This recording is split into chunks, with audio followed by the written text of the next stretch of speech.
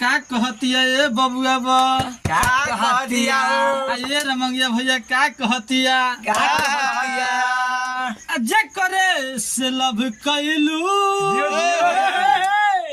ओ करे से परेशानी बा कैसन परेशानी हो ए सनम ई करम तोहरो लागे खानदानी हो ए सनम ई करम तोहरो लागे खानदानी हो। यही मेरा गाना है। अच्छा, यही वाला आप गाना गाए थे, हम यही वाला सुने थे और लोग इसको खूब पसंद कर रहा है। पसंद तो अच्छा, करेगा ना। अच्छा, आप ये बताइए कि आप कलाकार है कि ऐसे ही गा दिया? नहीं, ऐसे हम बैठे थे अपना मौज मस्ती कर रहे थे तो इसमें गाना गा दिया था। एक लड़का फोटो वीडियो बनाकर डाल दिया और वो वायरल हो गया। हाँ, और लोग उसको पसंद कर रहा है। पसंद भी कर रहा है।